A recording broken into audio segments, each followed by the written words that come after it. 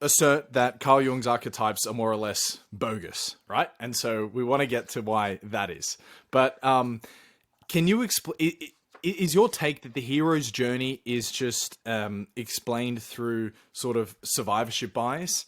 That it happened to be that all of these original myths that we had across the world had more or less similar storylines, and these are the archetypes, more or less similar characters, because these were the first stories we just kept building on top of the old, and therefore we get to the point now where The Lion King and Star Wars and Chef and all these movies have this supposed hero's journey within them, and we go, okay, well, wow, this must be inherent, this must be instinctual, these must be stories that just we were born with, not the fact that they're just the stories that we keep hearing again and again. So that's my take on what you see it as. Could you just riff on that for a little while?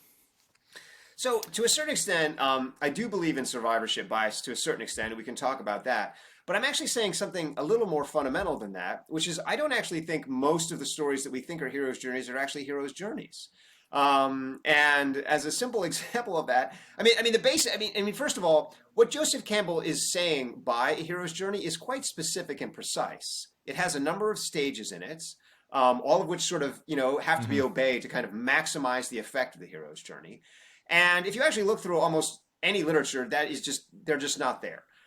With the exception of a few of them, for example, which exist in Star Wars, because George Lucas had actually read Joseph Campbell and was attempting to insert them into Star Wars. Yeah. But if you remove those elements from Star Wars, it wouldn't have the effect of making Star Wars less magical. There are other elements you could put in which would work just as well. So the first thing I just want to say is that I just think that we have kind of gotten into this zone where we think, well, anytime a hero goes on a journey, it must be a hero's journey. And then we then think, well, okay, what is a hero going on a journey? It's anytime anyone goes anywhere or has an adventure. Therefore, everything that involves someone having an adventure is a hero's journey. And that is totally bonkers. That is just the definition of a plot, for one thing. Okay, go for it.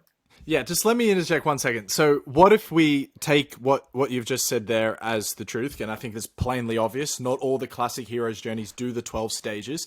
Let's say, even if I take out 3 or 4 of those stages, and I say have 8 stages or 7 stages, that it's still a hero's journey. All right. Does your argument still hold water? For example, just because he did 11 out of 12 stages, not a hero's journey. What if we give them a little bit of flexibility? Can it still then be a hero's journey? And perhaps there are some fundamental things like refusing the call to adventure, going into the dark cave of the unknown, almost perishing to win the prize, like the stakes, all these sort of things. If they're still included, can it be a hero's journey still?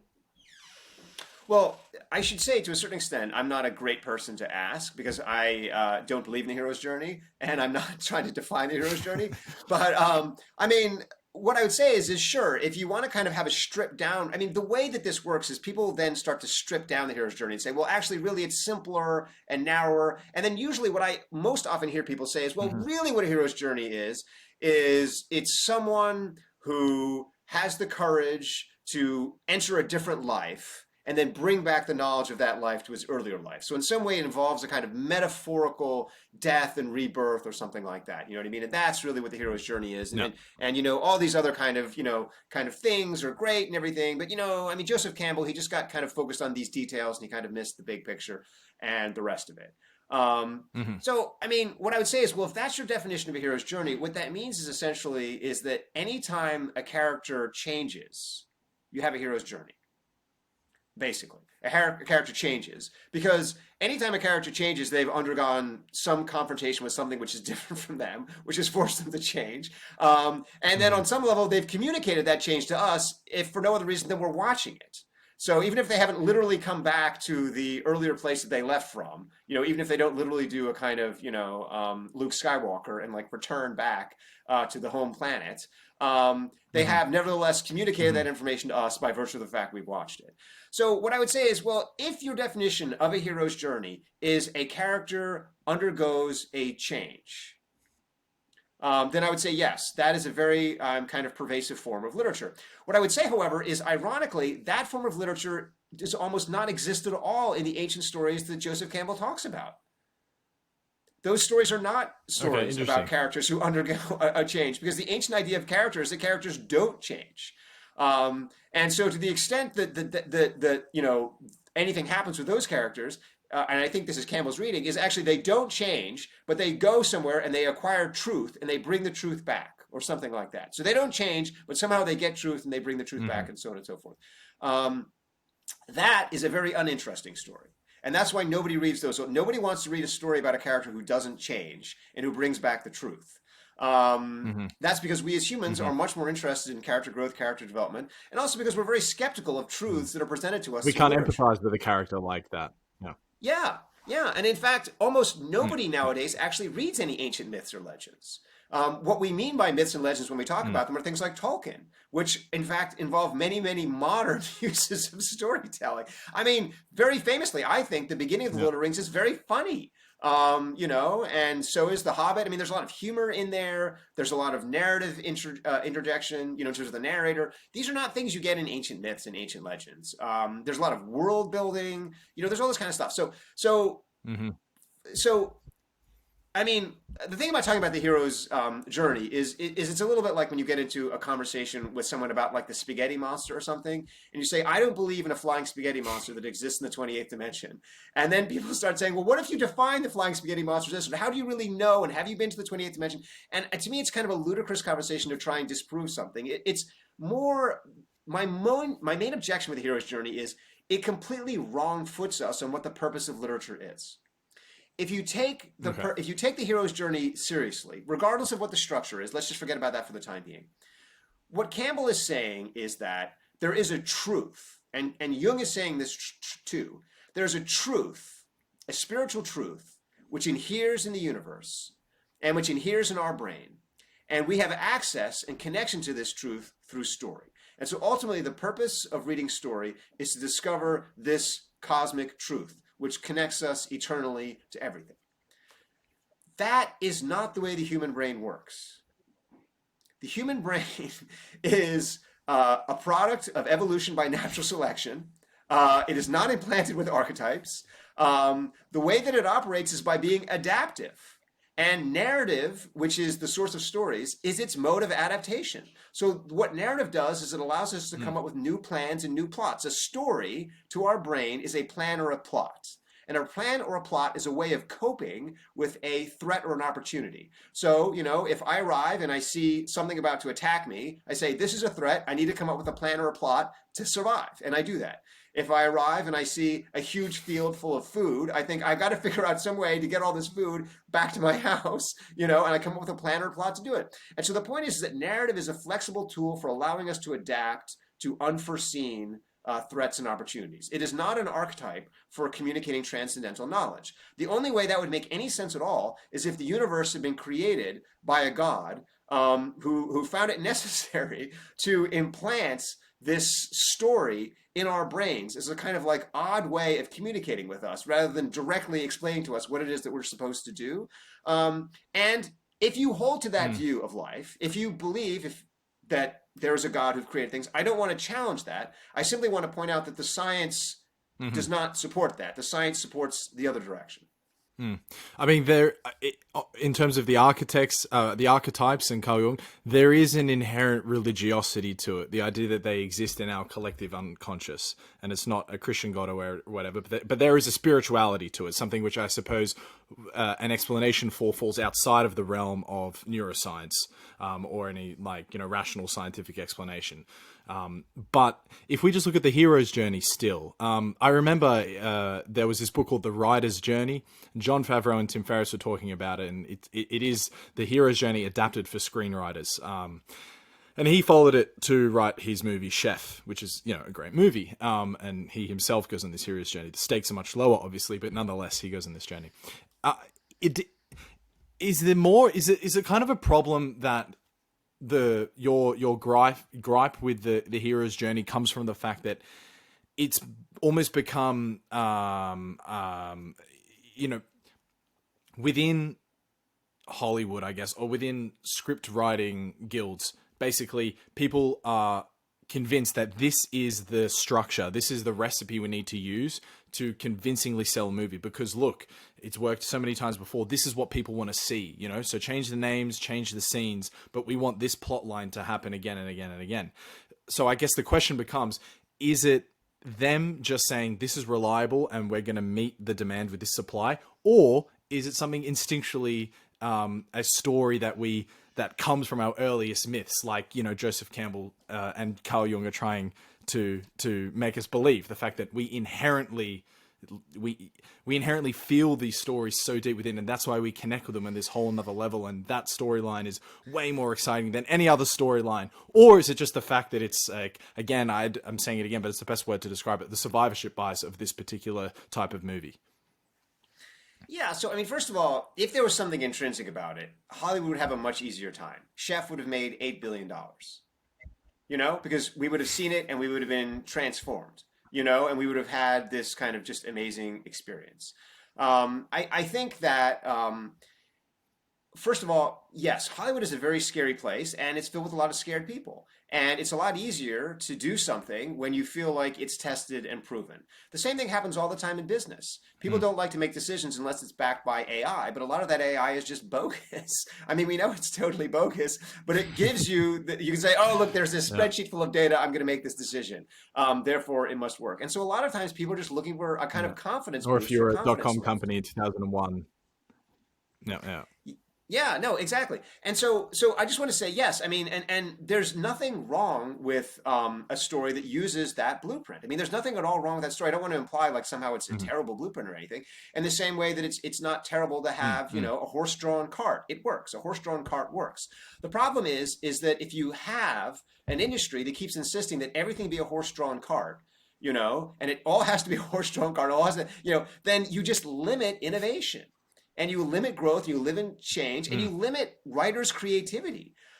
So, you know, there's no problem whatsoever with people deciding that they want to do that. That's fine. But when you have an entire industry that is anxious about anything else, and that immediately starts to respond with these, well, where's the precipitating incident, and where's, you know, the refusal of the call, and the, you know, where's the this and where's the that, you know, it just leads to just very repetitive formulaic stories. And the one thing we know about humans is humans are not interested in formula. I mean, this is the other main problem with archetypes.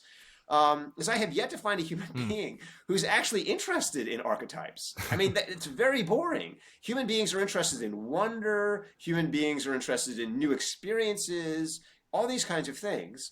And to the extent that a hero's journey can help you enter a new world, and can provide that kind of wonder, audiences will tolerate it because they'll say, okay, well, this is just a kind of boring way for getting into something interesting, and I'm okay with that.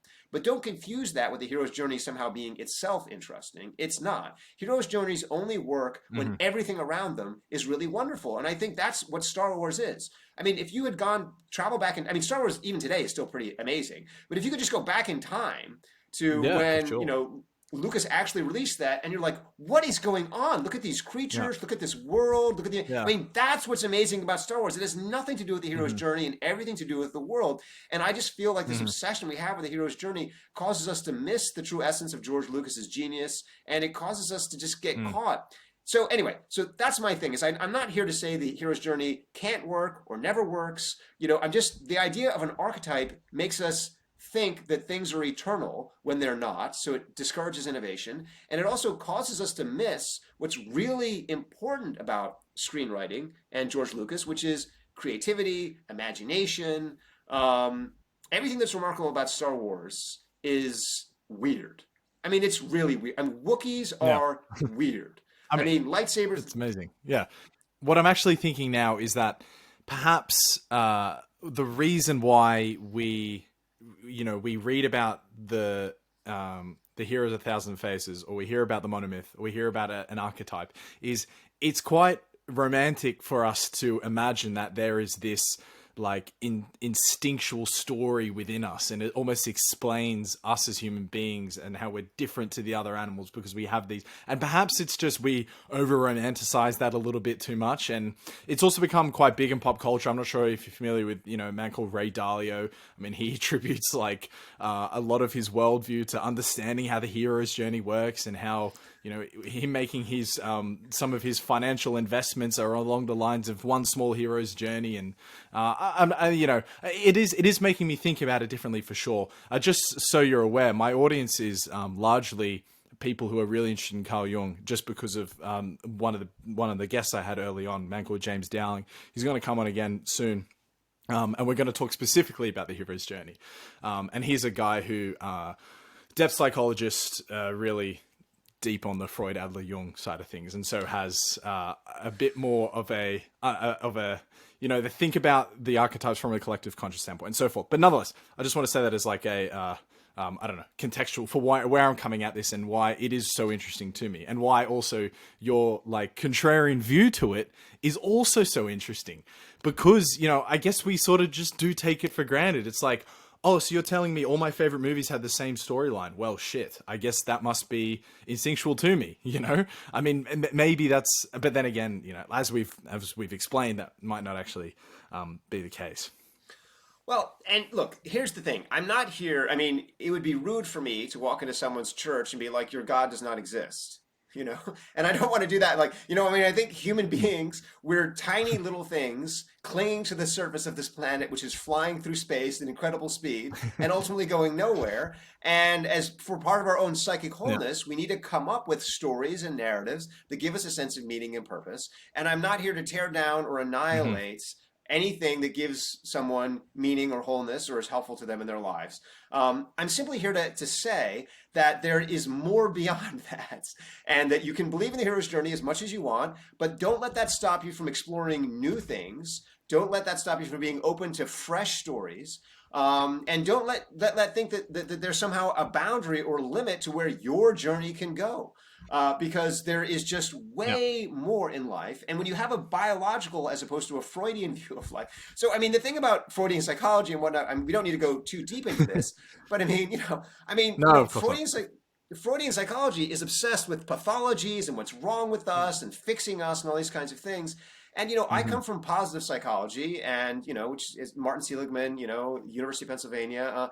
And that's just focused on something different. It's just focused on, actually, there's a lot less wrong with us than we think. It's actually pretty remarkable that we're as functional as we are. We're these apes that evolved accidentally and have done extraordinary things. And we should spend a lot more of our time congratulating each other, being kind to each other, being grateful to our ancestors, thanking people, as opposed to like worrying over the fact that something is broken in our head or we need to be fixed, or that that there's some kind of psychoanalyst that we have to go to fix us. I mean, to me, just as a word of advice to anyone who is considering any kind of therapy, the indication that therapy is effective is it makes you less reliant on your therapist. That's what effective therapy is. If you enter into a therapeutic relationship 100%. where all of a sudden you think more and more about your therapist and become more and more dependent on your therapist, and all this kind of thing, it's not working. The point of therapy is to emancipate you. And the reason we got rid of Freudian therapy is because it was just creating terrible dependencies. That's not to say that everyone who does Freudian therapy is bad therapists, but it is to say that in general, there are other alternatives, and the purpose of life is emancipation, freedom, joy, possibility, more, as opposed to, everything fits into this one box.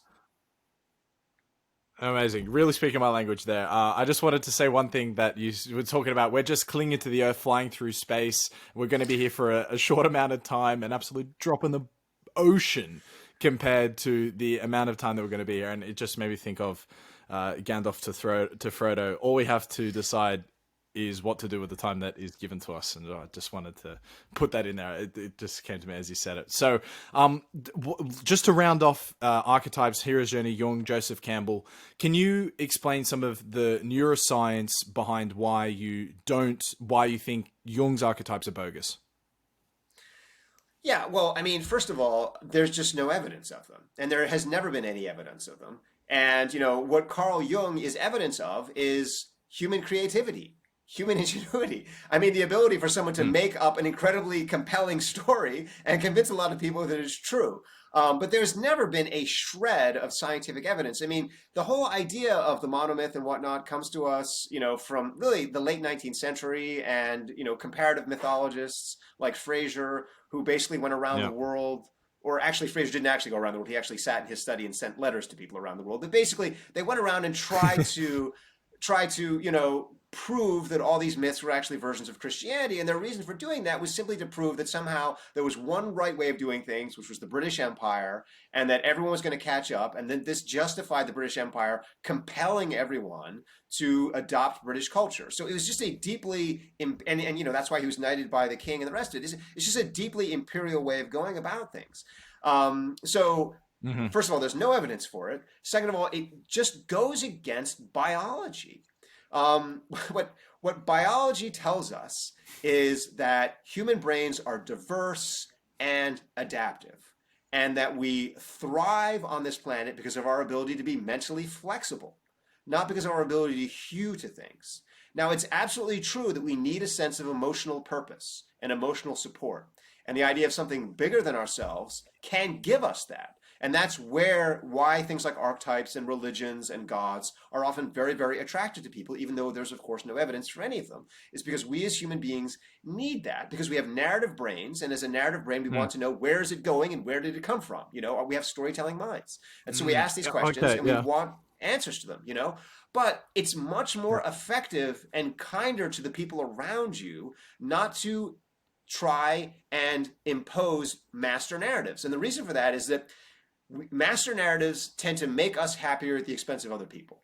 So if I say, you know, I know that this is true, that gives me a lot of comfort and peace and support, but it makes me less flexible. It makes me less likely to listen to other people. So it has all these kind of negative effects. And that's why religions in general promote in-group happiness and have negative effects on other people's happiness. And so if you want to be kind to others and kind of go along this collective journey that we're all going on, the best thing to do is basically be open-minded and be like, other cultures have different stories. Actually, when I go to India and I say, hey, you guys are all telling heroes' journeys, that's actually not true. Like, I'm not listening to Indian culture.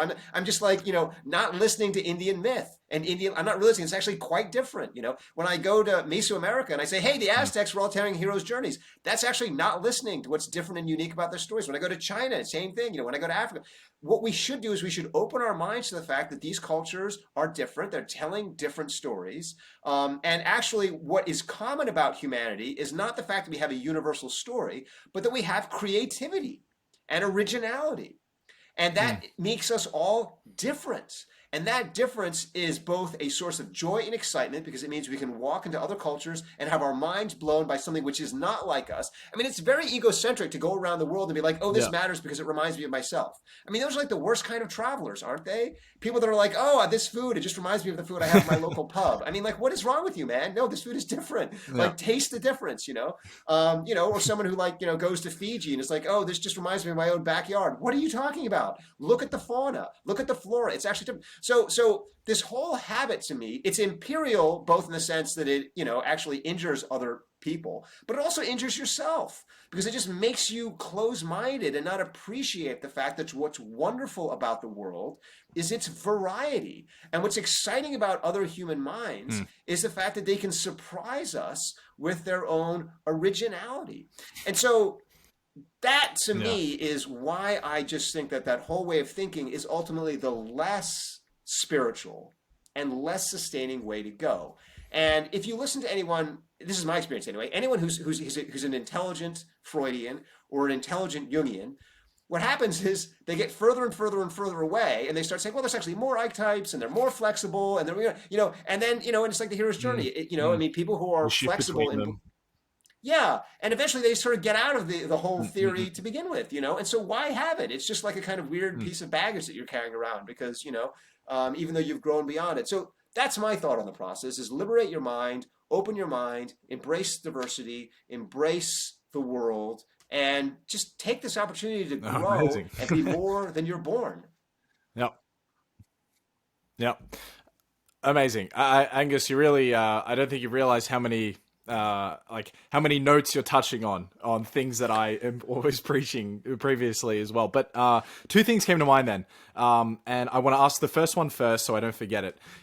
Do you suspect that there are inventions in literature that we haven't discovered in the English language that exist in other languages across the world that we're just sort of waiting to, I don't know, either discover, or in a translation they're lost?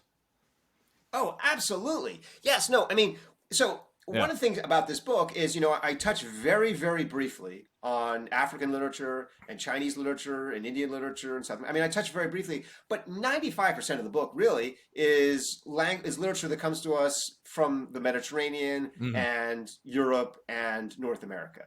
And so think about all the Mhm. stuff that I don't know. And think about the stuff that, none of us in our Western universities know. Absolutely. There are Mm. extraordinary inventions waiting out there to be discovered in other cultures and also in the future of other cultures. Other cultures are going to discover, maybe there's a writer right now and she's being born somewhere in a country that we're not even thinking about. And 20 years from now, she's going to revolutionize what literature is. She's going to transform what we think that it is. And that's why we have to Mm. do, I think, a better job of being kinder and more empowering to people in other parts of the world because their difference is valuable. Their difference is Mhm. inventions always come from people who think a little bit differently. And that means people who don't think Yep. like us. And the challenge of life is we always go around and assume, oh, that person thinks like me, they must be good. But actually, no, no, no. You want to get out of that bias and you want to be like, that person thinks differently from me, therefore I need to empower her. And in the West, just speaking as someone who lives in America, we do a terrible job of that. We're always cutting off funding to people who don't do what we want them to do. We're always trying to control people.